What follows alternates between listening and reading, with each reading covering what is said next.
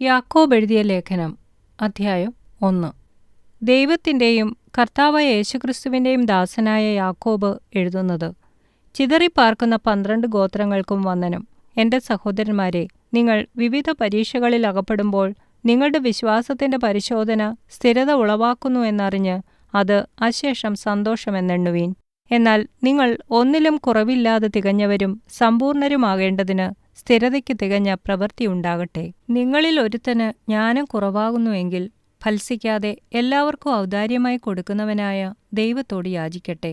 അപ്പോൾ അവന് ലഭിക്കും. എന്നാൽ അവൻ ഒന്നും സംശയിക്കാതെ വിശ്വാസത്തോടെ യാചിക്കണം. സംശയിക്കുന്നവൻ കാറ്റടിച്ച് അലയുന്ന കടൽത്തിരയ്ക്ക് സമൻ.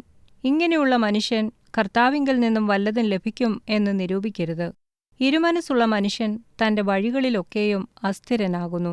എന്നാൽ എളിയ സഹോദരൻ തൻ്റെ ഉയർച്ചയിലും ധനവാനോ പുല്ലിൻ്റെ പൂ പോലെ ഒഴിഞ്ഞു പോകുന്നവനാകയാൽ തൻ്റെ എളിമയിലും പ്രശംസിക്കട്ടെ.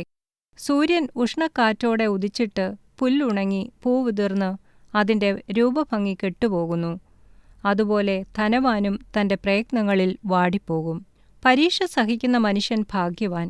അവൻ കൊള്ളാവുന്നവനായി തെളിഞ്ഞ ശേഷം കർത്താവ് തന്നെ സ്നേഹിക്കുന്നവർക്ക് വാഗ്ദത്തം ചെയ്ത ജീവകിരീടം പ്രാപിക്കും. പരീക്ഷിക്കപ്പെടുമ്പോൾ ഞാൻ ദൈവത്താൽ പരീക്ഷിക്കപ്പെടുന്നു എന്ന് ആരും പറയരുത്. ദൈവം ദോഷങ്ങളാൽ പരീക്ഷിക്കപ്പെടാത്തവനാകുന്നു. താൻ ആരെയും പരീക്ഷിക്കുന്നതുമില്ല.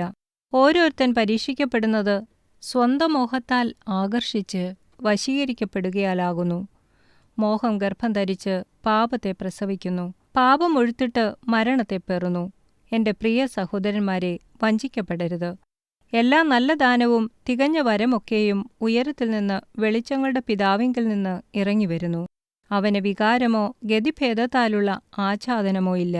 നാം അവൻ്റെ സൃഷ്ടികളിൽ ഒരുവിധം ആദ്യഫലമാകേണ്ടതിന് അവൻ തൻ്റെ ഇഷ്ടം ഹേതുവായി സത്യത്തിൻ്റെ വചനത്താൽ നമ്മെ ജനിപ്പിച്ചിരിക്കുന്നു.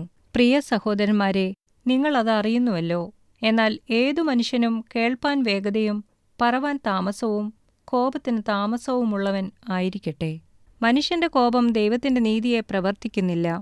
ആകയാൽ എല്ലാ അഴുക്കും ദുഷ്ടതയുടെ ആധിക്യവും വിട്ട് നിങ്ങളുടെ ആത്മാക്കളെ രക്ഷിപ്പാൻ ശക്തിയുള്ളതും ഉൾനട്ടതുമായ വചനം സൗമ്യതയോടെ കൈക്കൊള്ളുവീൻ. എങ്കിലും വചനം കേൾക്ക മാത്രം ചെയ്തുകൊണ്ട് തങ്ങളെ തന്നെ ചതിക്കാതെ അതിനെ ചെയ്യുന്നവരായും ഇരിപ്പീൻ. ഒരുത്തൻ വചനം കേൾക്കുന്നവനെങ്കിലും ചെയ്യാത്തവനായിരുന്നാൽ അവൻ തൻ്റെ സ്വാഭാവിക മുഖം കണ്ണാടിയിൽ നോക്കുന്ന ആളോടൊക്കുന്നു. അവൻ തന്നെത്താൻ കണ്ടു പുറപ്പെട്ട് താൻ ഇന്ന രൂപമായിരുന്നു എന്ന് ഉടനെ മറന്നുപോകുന്നു.